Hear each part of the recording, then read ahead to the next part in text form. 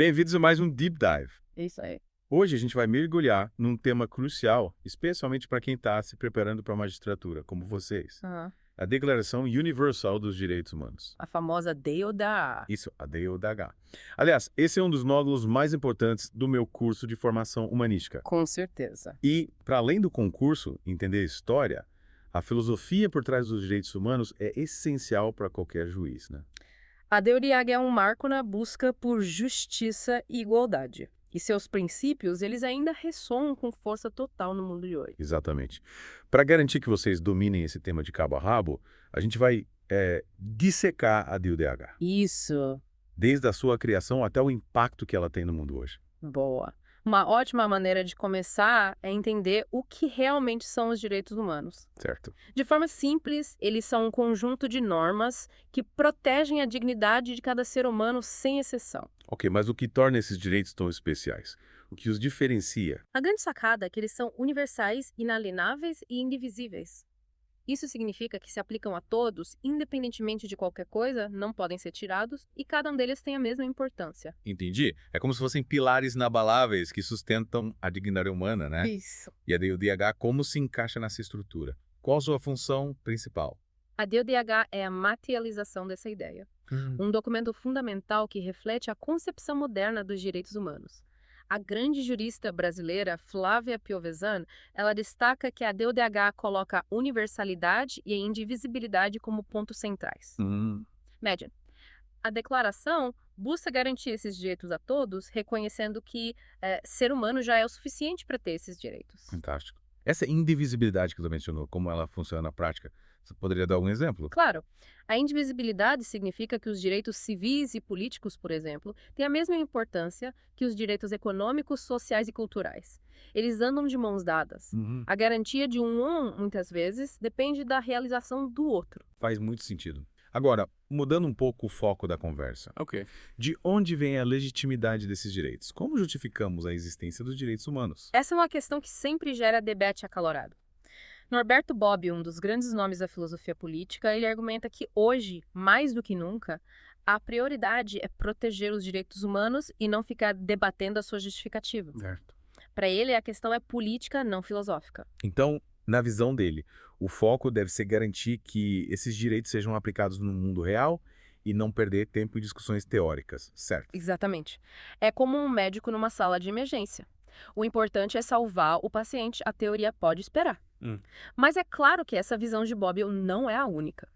Vicente de Paulo Barreto e Fernanda Friso Bragato, por exemplo, eles argumentam que a própria DODH não teve um consenso sobre sua justificativa durante a sua criação. Interessante. Então, mesmo com a DUDH consolidada, ainda existem divergências sobre os seus fundamentos. Sim. Hum. E isso mostra a complexidade do tema, né? É importante lembrar que a Comissão da Unesco, responsável por reunir diferentes perspectivas filosóficas para a elaboração da DODH, chegou a um acordo sobre a lista de direitos, mesmo partindo de ideologias distintas. Isso demonstra que, apesar das divergências sobre a fundamentação, a necessidade de proteger a dignidade humana através de um conjunto de direitos básicos era algo inegociável. Agora, vamos falar sobre um conceito jurídico importante. O jus cogens. O que significa esse termo, na prática? O jus cogens é como se fosse o chefão do direito internacional. Em latim, significa lei coercitiva ou imperativa. Basicamente, são normas tão essenciais que nenhum país pode modificá-las, mesmo que façam um acordo entre si. Seria como um nível superior de obrigação do direito internacional, algo que está acima de qualquer tratado. Perfeito. A Convenção de Viena sobre o Direito dos Tratados de 1969 foi fundamental para definir o conceito de jus cogens. Ela estabelece que essas normas são aceitas pela comunidade internacional como um todo e que nenhuma negociação é permitida. E qual a relação dos jus cogens com os direitos humanos? Eles se conectam de alguma forma? Muitas normas de jus cogens protegem direitos humanos fundamentais. Por exemplo, a proibição do genocídio, da tortura e da escravidão são normas de jus cogens que também se configuram como direitos humanos inalienáveis. Então a proibição do genocídio, por exemplo, é tão fundamental que nenhum Estado pode esquivar dela, independentemente de qualquer acordo ou tratado. E essa universalidade é uma característica que os jus cogens compartilha com os direitos humanos. Com certeza. As normas de jus cogens se aplicam a todos os estados, sem exceção. Essa universalidade é um dos pontos que as conectam aos direitos humanos. E a DUDH? ela também tem esse potencial de universalização. Podemos dizer que ela se aplica a todos os povos e culturas do mundo. Segundo Gustavo Venturi, a DODH tem um grande potencial de universalização justamente por se basear em documentos históricos que já reconheciam direitos fundamentais. Ele cita, por exemplo, a Declaração de Direitos do Homem e do Cidadão da França e a Carta de Direitos da Inglaterra. Então, a DODH se inspira em fontes históricas que já defendiam a ideia de direitos inerentes ao ser humano. Exatamente. Além disso, o Venturi destaca que a DODH também se baseia em códigos legais antigos, como o Código de Hammurabi, e em textos religiosos, como a Bíblia e o Alcorão. É incrível como a DODH consegue reunir e universalizar ideias que já estavam presentes em diferentes culturas e momentos históricos. Mas, falando em história, qual o contexto histórico da criação da DODH? O que estava acontecendo no mundo que levou à sua criação? A DODH foi elaborada após a Segunda Guerra Mundial como uma resposta aos horrores do conflito. Era um clamor global por paz e respeito aos direitos humanos. Faz sentido. Após um período tão sombrio, a necessidade de proteger a dignidade humana e evitar novas atrocidades se tornou ainda mais urgente. Sem dúvida. É importante comparar a DODH com a Declaração dos Direitos do Homem e do Cidadão de 1789. Apesar de ser um marco histórico, ela tinha um escopo mais limitado. A DODH amplia a noção de direitos e reconhece a dignidade humana como um valor inerente a todos, independentemente de sua nacionalidade, etnia, gênero ou qualquer outra condição. Uma evolução necessária para um mundo que buscava se reconstruir após a devastação da guerra. E quem foram as figuras-chave na elaboração da DODH? Quem teve papel central nesse processo? Figuras como Eleanor Roosevelt, viúva do presidente americano Franklin Roosevelt, e o jurista francês René Cassin foram fundamentais na elaboração da DODH. Houve muitos debates acalorados durante o processo, como a discussão sobre o formato do documento. Se seria uma declaração ou uma convenção. Imagino que essa escolha tenha implicações importantes, certo? Onde a declaração e uma convenção têm pesos diferentes no direito internacional. Com certeza. Uma convenção teria força de lei internacional, enquanto uma declaração seria um documento mais simbólico, um guia moral para as nações. A escolha pela declaração acabou prevalecendo. E a DODH, como foi recebida pela comunidade internacional, teve alguma resistência à sua aprovação? A DODH foi aprovada pela Assembleia Geral da ONU em 10 de dezembro de 1948, em Paris. Apesar da grande maioria de votos favoráveis, alguns países se abstiveram. A União Soviética e seus aliados, por exemplo, consideraram que a declaração não dava atenção suficiente aos direitos econômicos, sociais e culturais. A Arábia Saudita também se absteve, alegando que o documento não se baseava nos princípios da religião muçulmana. Entendo. Mesmo um documento tão importante como a DODH enfrentou resistências e divergências na época da sua aprovação. Mas, voltando à questão da sua natureza jurídica, a DODH tem força de lei. Ela pode ser usada para punir países que violam os direitos humanos. Essa é uma questão complexa. A DODH não é um tratado internacional, que significa que não cria obrigações legais vinculantes para os estados. Ela é considerada um instrumento de soft law, ou seja, um conjunto de normas e princípios que influenciam o comportamento dos estados, mas não possuem força de lei. Então, mesmo não sendo um tratado, a DODH ainda exerce grande influência no cenário internacional. Exatamente. Diversos autores argumentam que ao longo dos anos a DODH adquiriu força de lei consuetudinária, ou seja, se tornou um costume internacional que os estados se sentem obrigados a seguir. Seria como se a DODH tivesse tornado parte do Código de Conduta da Comunidade Internacional. Isso. Um conjunto de normas que todos se esforçam para cumprir. Perfeito. Além disso, a DODH também é utilizada como base para a interpretação de tratados e convenções internacionais, o que reforça sua relevância jurídica. E, na prática, a DODH é efetiva. Ela realmente contribui para a proteção dos direitos humanos. Apesar de não ter um mecanismo próprio para punir estados que violam os direitos humanos, a DODH inspirou a criação de diversos tratados e convenções internacionais que possuem mecanismos de responsabilização. Além disso, ela serve como um importante instrumento de pressão sobre os estados, impulsionando a criação de políticas públicas e a mudança de legislações internas. Então, a DODH serve como uma bússola moral, né? Um guia para a comunidade internacional na busca pela garantia dos direitos humanos. Exatamente. E é importante destacar que a DODH também influenciou a criação de diversas constituições nacionais, incluindo a Constituição Brasileira. É realmente um documento histórico que transcende fronteiras e continua a inspirar a luta por um mundo mais justo e igualitário. Agora, para finalizarmos a primeira parte do nosso mergulho profundo na DODH, vamos analisar a classificação dos direitos presentes na declaração. Como podemos organizar esses direitos? Que categorias podemos usar para entendê-los melhor? Existem diferentes formas de classificar os direitos presentes no DODH. Uma das mais comuns é a divisão entre direitos civis e políticos e direitos econômicos, sociais e culturais. E qual a diferença entre essas duas categorias? Você poderia nos dar alguns exemplos? Claro, os direitos civis e políticos garantem liberdades individuais, como o direito à vida, a liberdade de expressão, a liberdade religiosa e o direito a um julgamento justo. Já os direitos econômicos, sociais e culturais visam garantir o bem-estar social e o acesso a bens e serviços essenciais, como o direito à educação, à saúde, à moradia e ao trabalho. Compreendo. Essa divisão reflete a complexidade da DODH, que busca proteger o indivíduo em todas as esferas da vida. Exatamente. E é importante lembrar que essa classificação não é absoluta. Existem direitos que se encaixam em ambas as categorias, e a interdependência entre eles é fundamental para a efetivação da DODH. Ou seja, para que os direitos civis e políticos sejam plenamente exercidos, é preciso que os direitos econômicos, sociais e culturais também sejam garantidos. É como um quebra-cabeça, todas as peças são importantes. Perfeitamente. A realização de um depende da realização do outro. Mas essa classificação tradicional, ela é suficiente para abarcar a complexidade dos direitos humanos? Ou será que existem outras formas de classificá-los? Alguns autores propõem classificações mais detalhadas. Jack Donnelly, por exemplo, divide os direitos humanos em 7 categorias: direitos pessoais, direitos judiciais, liberdades civis, direitos de subsistência, direitos econômicos, direitos sociais e culturais e direitos políticos. Uau! Uma classificação bem mais abrangente. E qual a vantagem de uma classificação mais detalhada? Por que essa complexidade adicional seria necessária? Uma classificação mais detalhada permite uma análise mais precisa dos diferentes tipos de direitos humanos e das suas especificidades. Faz sentido. Como ter uma lupa para observar os detalhes de cada direito.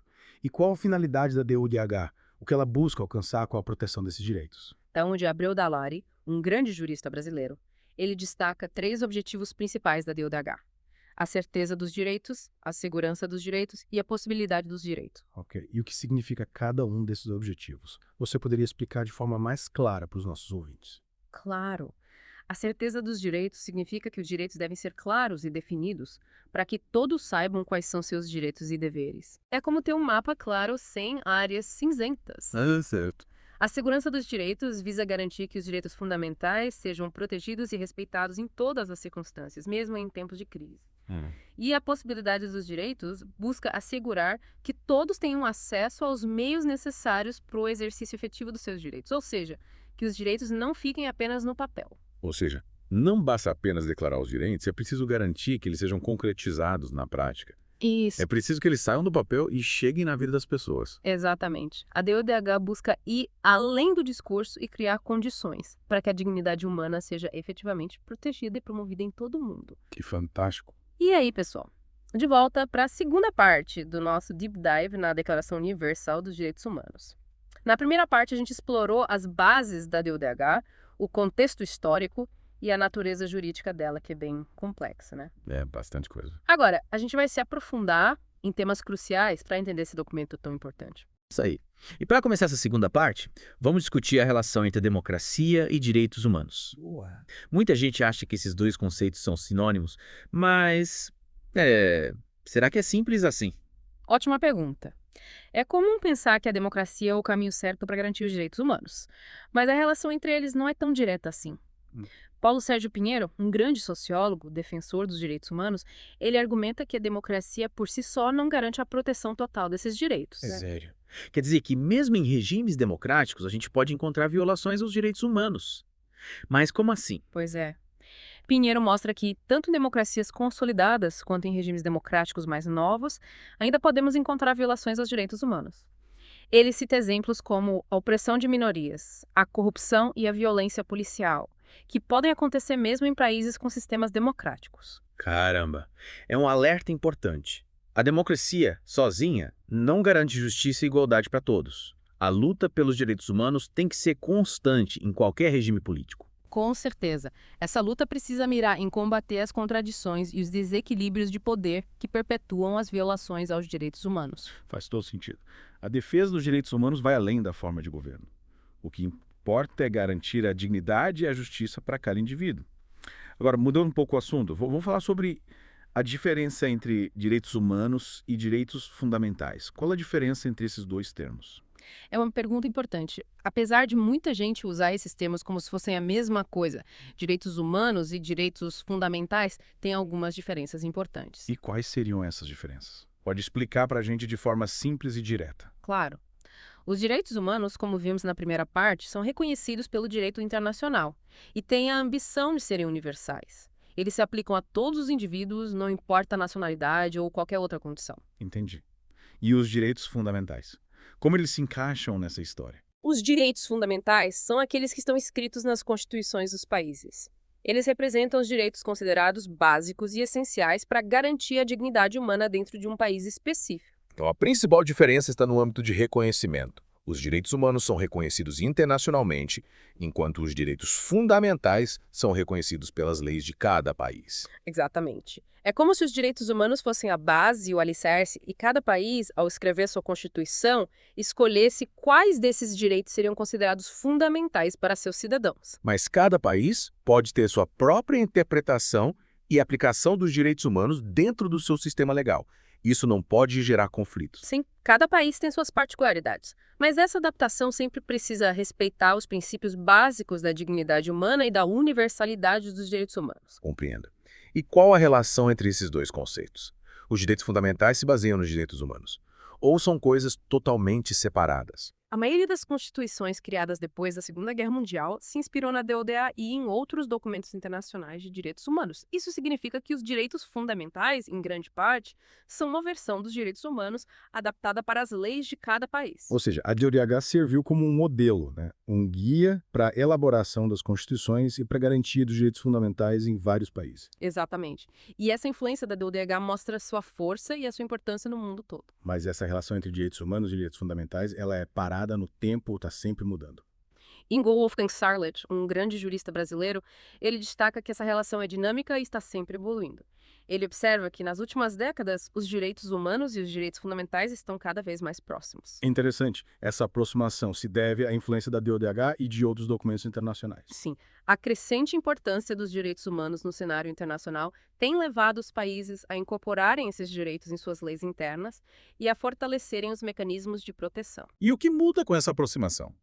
Quais as consequências práticas disso? Essa convergência tem levado à criação de direito constitucional internacional, ou seja, um conjunto de normas e princípios que se aplicam a todos os países, independentemente de suas constituições. Nossa, parece que estamos caminhando para a criação de um Código de Direitos Humanos global. Em certa medida, sim, essa convergência mostra o avanço da luta pelos direitos humanos e a consolidação de uma cultura global que reconhece a dignidade humana como valor fundamental. E para finalizar a segunda parte do nosso mergulho profundo, vamos voltar à questão da efetividade da TODH. Como garantir que esses direitos sejam realmente aplicados no dia a dia? Essa é a pergunta de $1 milhão.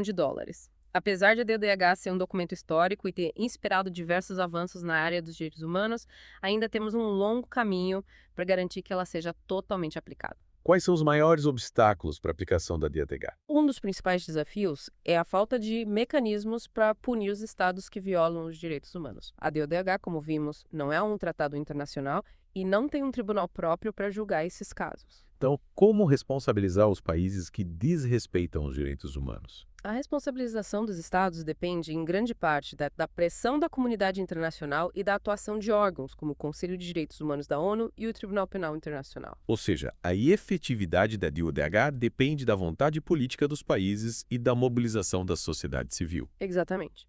A luta pelos direitos humanos é uma maratona, não uma corrida de 100 metros. Exige a participação de todos os setores da sociedade. E além da pressão internacional, o que mais pode ser feito para garantir que a DODH seja aplicada? A educação para os direitos humanos é fundamental. É preciso conscientizar as pessoas sobre seus direitos e a importância de lutar por eles. Sem dúvida, a educação é a chave para construir uma cultura de respeito aos direitos humanos. E além da educação, precisamos fortalecer os mecanismos de justiça e garantir o acesso à justiça para todos. Ou seja, criar um sistema judicial eficiente e acessível a todos, para que as violações aos direitos humanos possam ser denunciadas e punidas de forma justa. Exatamente. E, para finalizar, é importante destacar que a efetivação da DODH exige um compromisso de todos os países e da sociedade como um todo.